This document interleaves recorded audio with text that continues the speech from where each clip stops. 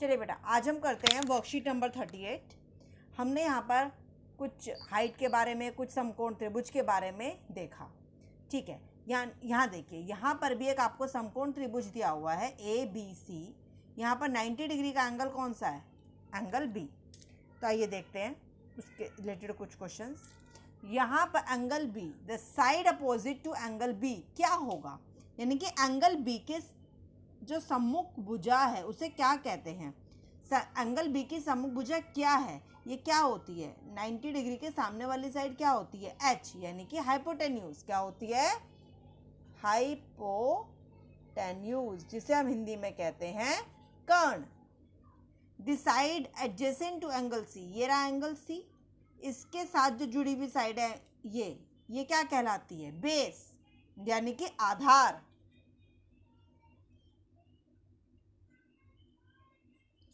Angle C की सम्मुख भुजा, एंगल C ये रहा, इसकी सम्मुख भुजा ये रही। जो एंगल C के सम्मुख भुजा है वो क्या कहलाती है? P, यानी कि परपेंडिकुलर, यानी कि लंब।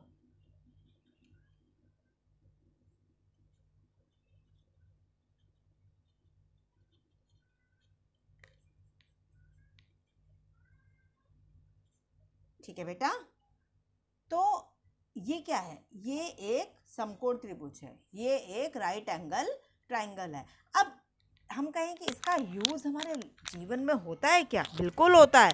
इसका यूज़ हमारे जीवन में बिल्कुल होता है। और क्या यूज़ होता है ये अभी हम देखते हैं। ये देखिए बेटा, हमारे लाइफ में जो राइट एंगल ट्राइंगल है उनके यूजेस क्या हैं? ये देखिए, ये है हमारा एक पेड़ जो कि सीधा खड़ा हुआ है, ठीक है, और ये रहा एक आदमी। अगर हम कहने लगे कि आदमी के पैर ये रहे ना, वहां से लेकर जो पेड़ है उस पे, यहाँ पे मान लीजिए कोई फल टंग रहा है, यहाँ तक वो देख रहा है, ठीक, तो ये दूरी कितनी है यदि कोई हमसे पूछने लगे? या ये जो पेड़ खड़ा है इसके और इस आदमी के बीच की दूरी कितनी है? तो ये देखिए, तो ये पेड़ बिल्कुल, जो भी चीज़ की लंबाई लेते हैं, खड़ा है वो हम सीधी लेते हैं, ज़मीन है वो हम सीधी मानते हैं, यानी कि इनके बीच में कितने डिग्री का कोण हो गया? 90 डिग्री। ये आदमी है और ये अगर हम जोड़ दें तो ये देखिए एक समकोण त्रिभुज बन रहा है। ये ज़मीन है, ये एक दीवार है। जब ये ऐसे ही है तो बिल्कुल सीधे खड़े रहते हैं 90 डिग्री पर। बीच में हमने लगा दी सीढ़ी, तो जरा देखें तो ये भी एक क्या बन गया? राइट एंगल ट्राइंगल, यानी कि एक समकोण त्रिभुज। ये तल है, ये पानी बह रहा है, ये समुद्र है मान लीजिए कोई, और यहाँ समुद्र के पास में यहाँ पर एक टावर खड़ा है, ये जमीन है, यहाँ पर एक टावर खड़ा है, ठीक है।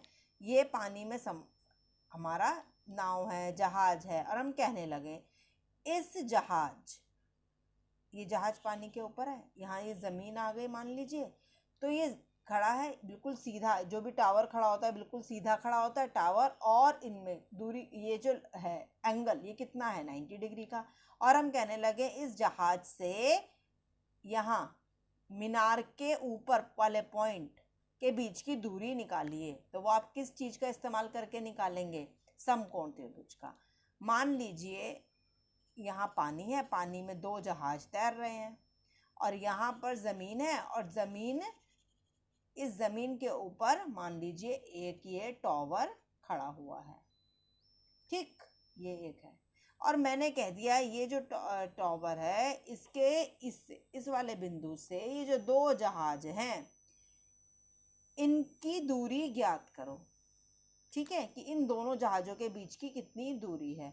तो इस चीज़ का इस्तेमाल करने के लिए भी देखें तो ये बेस हो जाएगा, ये जो टावर खड़ा है, इन दोनों में एंगल कितने डिग्री का बन रहा है? 90 डिग्री। तो ये देखें तो ये एक समकोण त्रिभुज, और ये देखें तो दूसरा समकोण त्रिभुज भी है, ठीक है। यानी कि राइट एंगल ट्राइंगल हमारे दैनिक जीवन में बहुत ज़्यादा यूज़ होता है।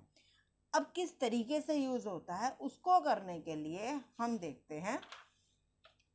अब मान लीजिए, ठीक है, ये एक ज़मीन है जहाँ पर ये एक बिल्डिंग खड़ी है, यहाँ आदमी कि मान लीजिए मैंने आंख लगा दी ये रही, ठीक है, हम यहाँ से ले रहे हैं कि इस पॉइंट से ये जो बिंदु है ये मैंने पॉइंट लगा दिया, ठीक है ना, ये वाला पॉइंट मैं कंसीडर कर रही हूँ ए, इसको नाम दे दिया बी और ये मैंने नाम दे दिया सी।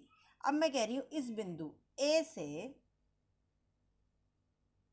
से मैं इस पॉइंट टॉप वाले पॉइंट सी को देख रही हूँ और ज़मीन से यानी कि एक कोई हॉरिजॉन्टल लाइन जब मैं देख रही हूँ कहीं, अगर ऐसे खड़ी हूँ तो जब मैं यहाँ मेरी आंखें हैं, मैं देख यहाँ से रही हूँ और देख मैं किसी इस चीज़ को रही हूँ, तो वो जब मैं देख रही हूँ तो मैं किसी कुछ एक बेस तो मान के चलूँगी, तो ये जो बेस होता है और ये देख रही हूँ तो ये एंगल बन रहा है, तो ये वाला जो मेरा कोण बनता है इसे मैं कहती हूँ थीटा। जब मैं यहाँ खड़ी हूँ इस पॉइंट को देख रही हूँ तो ये वाला जो मेरा कोण है ये क्या कहलाता है, उन्नयन कोण।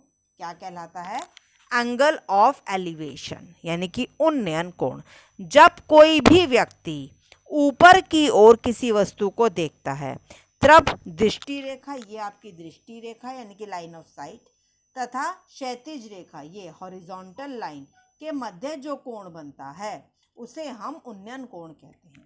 ऊपर की ओर देखने पर उन्नयन कोण बनता है और यह कोण को क्षैतिज रेखा यानी कि ये जो हॉरिजॉन्टल लाइन है इसके ऊपर मापा जाता है और ये जो व्यक्ति खड़ा है इसे प्रेक्षक कहा जाता है।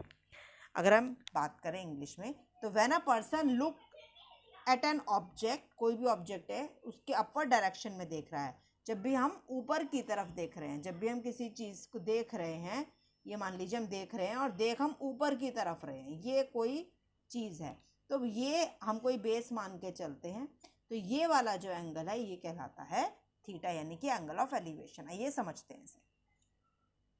उन्नयन कोण, जब कोई व्यक्ति ऊपर की ओर किसी वस्तु को देखता है तब दृष्टि रेखा यानी कि लाइन ऑफ साइट तथा क्षैतिज रेखा के मध्य बनने वाले कोण को उन्नयन कोण कहते हैं। अतः ऊपर की ओर देखने पर उन्नयन कोण बनता है तथा इस कोण को क्षैतिज रेखा के ऊपर मापा जाता है। व्यक्ति को प्रेक्षक कहा जाता है। When a person look at an object in the upward direction, then the line of sight of object and the horizontal line of sight makes an angle.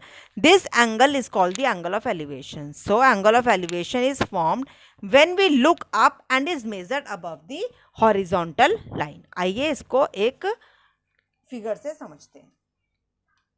यदि कोई इंसान यहाँ खड़ा होकर किसी चीज को देख रहा है, देख ऊपर की तरफ रहा है, यहाँ कोई वस्तु है इसको देख रहा है, तो ये वाली जो लाइन होगी आपकी दृष्टि रेखा होगी जिसे कि हम लाइन ऑफ साइट कहेंगे। ये वस्तु है यानी कि ऑब्जेक्ट है, ऐसे यहाँ खड़ा होकर ऊपर देख रहा है तो ये जो बनेगा कोण ये उन्नयन कोण। देखने के लिए हम एक बेस बना रहे हैं, ये जो हमने बेस बनाया कि ये एक सीधी रेखा हमने सीधी सीधी खींच दी हॉरिजॉन्टल लाइन जिससे कि हम एंगल नाप सकें। तो और उस वस्तु से यदि हम इस पे एक सीधी दूरी देखें वस्तु की उस लाइन से तो सीधी देखेंगे यानी कि वो 90 डिग्री का एंगल बना रही होगी। इस तरीके से हमारा समकोण त्रिभुज यानी कि एक राइट एंगल ट्रायंगल बनेगा। यहाँ अगर हम देखें तो एक पतंग उड़ रही है, एक बंदे की आंख ये रही, यहाँ से वो देख रहा है इस चीज को, तो ये क्या है, लाइन ऑफ साइट यानी कि दृष्टि रेखा। देख रहा है किसी एक सीधी रेखा, यहाँ हॉरिजॉन्टल लाइन हम खींच सकते हैं, ये रही हॉरिजॉन्टल लाइन, और वो जो पतंग को देख रहा है उनके बीच में जो कोण बनता है वो एंगल ऑफ एलिवेशन यानी कि उन्नयन कोण कहलाता है। आगे देखते हैं बेटा, नेक्स्ट है अवनमन कोण। वो क्या होता है, जब कोई व्यक्ति किसी वस्तु को नीचे की ओर देखता है तब दृष्टि रेखा तथा क्षैतिज रेखा के मध्य बनने वाले कोण को अवनमन कोण कहते हैं। अतः नीचे की ओर देखने पर अवनमन कोण बनता है तथा इस कोण को क्षैतिज रेखा के नीचे मापा जाता है। एंगल ऑफ डिप्रेशन क्या होता है, when a person look at an object downwards then the line of sight of the object and the horizontal line of sight make an angle. This angle is called angle of depression. So angle of depression is formed when we look down at an object and is measured below the horizontal line. आइए इसको अगर हम समझें तो कैसे है। यदि कोई गाड़ी है, मान लीजिए ये गाड़ी का बेस पॉइंट है, ठीक, ये एक टॉवर है, टॉवर के ऊपर ये आदमी खड़ा हुआ, ये आदमी की आंख है, ठीक। अब आदमी की अपनी आंखों से देख रहा है, आईज के सीधे सीधे लाइन में हम देखें तो ये हॉरिजॉन्टल लाइन बन रही है और आदमी यहाँ खड़ा होकर नीचे गाड़ी का ये बिंदु देख रहा है, तो ऊपर से नीचे की तरफ देख रहा है, तो ये हॉरिजॉन्टल लाइन देखें तो इससे ये एंगल बन रहा है, यानी कि जब नीचे की तरफ देख रहा है और हॉरिजॉन्टल लाइन से जो कोण बन रहा है, ये कोण बन रहा है, इसे हम थीटा को कहते हैं एंगल ऑफ डिप्रेशन यानी कि अवनमन कोण। ये सीधी रेखा को कहते हैं हॉरिजॉन्टल लाइन यानी कि क्षैतिज रेखा। ठीक है, अब ये दृष्टि रेखा है जिस पे वो देख रहा है, लेकिन यदि हम कहने लगे ये गाड़ी है, इस गाड़ी के इस बिंदु से वो आदमी को हम देख रहे हैं, तो ये लाइन ये हो जाएगी हमारी हॉरिजॉन्टल लाइन, ये हो जाएगी लाइन ऑफ साइट, और हम ऊपर देख रहे हैं तो ये नीचे वाला कोण क्या हो जाएगा, नीचे से ऊपर देख रहे हैं तो ये क्या हो जाएगा, एंगल ऑफ एलिवेशन यानी कि उन्नयन कोण। यानी कि जब हम नीचे से ऊपर देखते हैं तो क्या बनता है, उन्नयन कोण। जब हम ऊपर से नीचे देखते हैं तो क्या बनता है, अवनमन कोण। अवनमन कोण यानी कि एंगल ऑफ डिप्रेशन, उन्नयन कोण यानी कि एंगल ऑफ एलिवेशन। आइए इस चीज को समझते हैं एक बार और। ये ट्राइंगल एबीसी हम मान रहे हैं, एक पॉइंट है सी जहां पर यहां से किसी बिंदु ए को देखा जा रहा है। ठीक है, तो क्या होगा, ये हॉरिजॉन्टल लाइन होगी, ऐसे देखा जा रहा है तो ये बन गया थीटा यानी कि एंगल ऑफ एलिवेशन, उन्नयन कोण। लेकिन यदि पॉइंट ए पर कोई आदमी खड़ा है और वो पॉइंट सी को देख रहा है, तो वो ऊपर से नीचे देख रहा है, तो ऊपर से यहाँ एक हॉरिजॉन्टल लाइन खींची जाएगी जो कि क्षैतिज रेखा कहलाएगी। ऊपर से नीचे देख रहा है तो इस लाइन ऑफ साइट से देख रहा है, इस दृष्टि रेखा से देख रहा है, तो इन दोनों के बीच का जो एंगल है, कोण है, उसे हम अवनमन कोण यानी कि एंगल ऑफ डिप्रेशन कहते हैं। तो इस तरह से आपका angle of depression and angle of elevation क्या होते हैं मैंने बताया। अब देखते हैं इन दोनों के बीच में क्या अंतर है। एक क्वेश्चन है, यदि उन्नयन कोण और अवनमन कोण में दो अंतर लिखिए, ये अगर क्वेश्चन आए तो आप क्या लिखेंगे, क्या देखिए जरा, हम समझते हैं। पेपर में ऐसा क्वेश्चन आता नहीं है लेकिन हम समझते हैं कि इनमें फर्क होता क्या है। दो डिफरेंसेस, पहले मैं हिंदी बताती हूँ। जब कोई व्यक्ति ऊपर की ओर किसी वस्तु को देखता है तब दृष्टि रेखा तथा क्षैतिज रेखा के मध्य बनने वाला कोण उन्नयन कोण कहलाता है। लेकिन जब कोई व्यक्ति किसी वस्तु को नीचे की ओर देखता है तो दृष्टि रेखा और क्षैतिज रेखा के मध्य बनने वाला कोण अवनमन कोण कहलाता है। इस उन्नयन कोण को क्षैतिज रेखा के ऊपर मापा जाता है, ये रही आपकी क्षैतिज रेखा के ऊपर मापा जाता है। लेकिन अवनमन कोण को क्षैतिज रेखा के नीचे, ये नीचे की तरफ है ना, क्षैतिज रेखा के नीचे मापा जाता है। यानी कि when a person look at an object in upward direction, जब ऊपर की तरफ देख रहा है तो क्या बनता है, एंगल ऑफ एलिवेशन। जब यहाँ खड़ा होकर नीचे की तरफ देख रहा है तो क्या बनता है, एंगल ऑफ डिप्रेशन। जो एंगल ऑफ एलिवेशन है वो कहाँ, हॉरिजॉन्टल लाइन से ऊपर की तरफ मापा जाता है, ऊपर की तरफ। लेकिन एंगल ऑफ डिप्रेशन जो है वो हॉरिजॉन्टल लाइन से नीचे की तरफ मापा जाता है। ठीक है बेटा, आइए अब ये एंगल ऑफ एलिवेशन क्या होता है और एंगल ऑफ डिप्रेशन क्या होता है ये हमें क्लियर हो गया। अब आइए एक क्वेश्चन देखते हैं।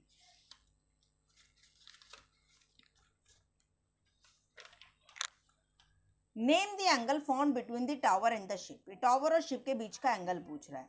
अब इसमें ये तो हमें बताया नहीं कहाँ से कहाँ देख रहे हैं, तो यदि बोट पर कोई है और वो टावर में ऊपर देख रहा है, तो नीचे से ऊपर देख रहा है, तो ये क्या कहलाएगा, एंगल ऑफ एलिवेशन यानी कि उन्नयन कोण। ठीक है बेटा, क्योंकि यहाँ पर यही हॉरिजॉन्टल लाइन और ये एंगल दे रखा है। ठीक है बेटा, चलिए आगे। यदि हमें इस हाइट एंड डिस्टेंस वाले चैप्टर के क्वेश्चंस देखने हैं तो जब भी वर्ड प्रॉब्लम्स अगर आती हैं तो सबसे हमें क्या क्या करना है आइए देखते हैं। जब भी ऊंचाई व दूरी पर आधारित प्रश्नों के हल करने हो तो वो कैसे करते हैं। सबसे पहले तो प्रश्नानुसार चित्र बनाएं। First draw the figure according to the question, और उसके बाद जो भी हमने चित्र बनाया है उस पर कोण, बिंदु, माप, जो भी हमें गिवन चीज़ें हैं वो सारी एंगल्स, पॉइंट्स, सब चीज़ें, मेजरमेंट्स वगैरह मार्क कर लीजिए। फिर तीसरा काम, अज्ञात माप को जानने के लिए अपेक्षित अनुपात अर्थात साइन, कॉस, टैन का प्रयोग कर हल करें। यानी कि जो भी चीज़ हमें, अगर मान लीजिए पी और एच दे रखा है और थीटा निकालना है, पी और एच किस में आते हैं, साइन में आते हैं, तो साइन थीटा का इस्तेमाल कर लीजिए। मान लीजिए हमें पी दे रखा है और थीटा दे रखा है और बेस निकालना है, और पी यानी और बी की बात हो रही है, यानी कि टैन थीटा यूज़ कर सकते हैं। तो हमारे पास जो फॉर्मूले हैं, sine theta, cos theta, tan theta, cosec theta, sec theta, cot theta, हमें ये ही इस्तेमाल करने। इनके बारे में हमें पता है, इनमें कौन कौन सी पी बी एच वैल्यूज आ रही हैं, थीटा कौन सा आ रहा है, उनका इस्तेमाल करके हम इन क्वेश्चंस को करेंगे। आइए एक और क्वेश्चन देखते हैं। निम्न कथन के लिए नामांकित चित्र बनाइए। अब हमें चित्र बनाना है। अब चित्र बनाने का क्या तरीका है, जैसे जैसे क्वेश्चन में कह रहा है पढ़ते जाइए और ड्रॉ करते जाइए। समुद्र तल से 65 मीटर ऊपर स्थित बिंदु से, समुद्र तल मतलब कहीं पर समुद्र का तल है, समुद्र है, पानी है, तो कहीं उसका तल भी होगा। ये रहा समुद्र का तल। समुद्र तल से 65 मीटर ऊपर स्थित बिंदु से, यानी कि समुद्र तल में 65 मीटर ऊपर, ये रहा 65 मीटर ऊपर, ठीक, स्थित कोई बिंदु है, से बादल। अब बादल तो बहुत ऊपर होते हैं, ये लीजिए बादल बना देते हैं, ये बन गया बादल। तो ये बादल का मान लीजिए हम ये वाला पॉइंट ले रहे हैं, तो बादल का उन्नयन कोण यानी कि ये बादल को इस बिंदु से मैं मिला देती हूँ, ठीक। उन्नयन कोण की बात है, एक हॉरिजॉन्टल लाइन यानी कि क्षैतिज रेखा भी खींच देती हूँ, ठीक है। तो जब मैं इस बिंदु से बादल का उन्नयन कोण यानी कि from a point 65 metre above the sea level, ये रहा सी लेवल, समुद्र तल से एंगल ऑफ एलिवेशन किसी क्लाउड का, ये रहा क्लाउड, इस बीटा, ये बीटा है, तथा समुद्र में बादल की परछाई, ये पड़ रही है बादल की परछाई, बादल की परछाई भी यहीं पड़ेगी, का अवनमन कोण यानी कि एंगल ऑफ डिप्रेशन, यहां से इस शैडो का बिल्कुल जहां ये बादल होगा बिल्कुल नीचे बन गई शैडो, ठीक है। तो शैडो का एंगल ऑफ डिप्रेशन ये रहा, शैडो का यहां से इस बिंदु से, ये जो 65 मीटर ऊंचाई पर बिंदु है, यहां से शैडो, ठीक। ये समुद्र तल था, समुद्र तल से 65 मीटर ऊपर हमने कोई बिंदु लिया, यानी कि from a point 65 metre above the sea level, ये सी लेवल था मेरा, और इस सी लेवल से 65 मीटर ऊपर मैंने क्या लिया, एक बिंदु, ये रहा, मैंने कोई पॉइंट ले लिया, ठीक। वहां से इस बादल का एंगल ऑफ एलिवेशन यानी कि वहां से इस बादल को मैं देख रही हूँ, ऊपर की तरफ देखूंगी, उन्नयन कोण है वो कितना दे रखा है, बीटा। अब समुद्र में बादल की परछाई बन रही है। अब ये समुद्र है, तो इस समुद्र में क्या, ये पानी है ना, समुद्र में इसकी परछाई बन रही है, बन रही है इसकी परछाई, ठीक है, बिल्कुल सीधी सीधी, जहाँ जैसे यहाँ से सीधे ऊपर ये है, ऐसी सीधे नीचे ये है, यानी कि इस लाइन हॉरिजॉन्टल लाइन से देखें तो 90 डिग्री का एंगल बनाएंगे। अब इसी पॉइंट से इसकी जो परछाई है, इसका अवनमन कोण, यहाँ से मैं नीचे देख रही हूँ ऐसे, तो ये जो एंगल ऑफ डिप्रेशन है इसकी शैडो का, ये क्या है, alpha. The height of the cloud is 518 metre, यानी कि बादल की कुल ऊंचाई, यानी कि यहाँ से लेके यहाँ तक, ये समुद्र तल से बादल की जो कुल ऊंचाई है वो कितनी है, 518 मीटर, यानी कि बादल की जो कुल ऊंचाई है यहाँ से लेके यहाँ तक वो कितनी है, 518 मीटर। एक बार दोबारा देखते हैं, ये समुद्र तल है, इससे 65 मीटर ऊंचाई पर, यहाँ से हमने बादल को ऊपर देखा, उन्नयन कोण एंगल ऑफ एलिवेशन कितना है, बीटा। इस बादल की परछाई तल पर ये बन रही है, यानी कि सी लेवल पर ये बन रही, यहाँ से ही हम नीचे देख रहे हैं इस परछाई को, तो एंगल ऑफ डिप्रेशन यानी कि अवनमन कोण वो है अल्फा। समुद्र तल से इस बादल की कुल ऊंचाई, सी लेवल से इस बादल की जो हाइट है वो कितनी है, 518 मीटर। तो इसको हम जब अंकित करना चाहें तो हम ऐसे अल्फाबेटिकली अंकित भी कर सकते हैं, ए बी, ये पॉइंट्स दे दो, सी डी ई। अब हमने सब चीज़ें अंकित कर दी, कहाँ 90 डिग्री है, सबको नाम दे दिए जिससे कि हम नाम से बुला सकें, अल्फ़ा क्या है, बीटा क्या है, ये पूरी हाइट 518 मीटर है। तो हमने सब कुछ, AE हमारा 65 मीटर है, BD हमारा 518 मीटर है, ये एंगल 90 डिग्री है, ये 90 डिग्री है, ये एंगल बीटा है, ये एंगल अल्फा है। हमने सब कुछ यहाँ पर वैल्यू क्लियर कर दी। अगर हम देखें तो ये दोनों लाइन क्या है, हमारी पैरेलल है। अगर ये अल्फा है तो ये वाला एंगल भी मेरा अल्फा होगा। तो इस टाइप के क्वेश्चंस बेटा जब भी आएंगे, आगे क्या प्रूव करना है वो इसमें नहीं है, वो हम नेक्स्ट वीडियो में देखेंगे। अभी के लिए इतना ही। इस टाइप के क्वेश्चंस प्रैक्टिस करते रहिए। Thank you.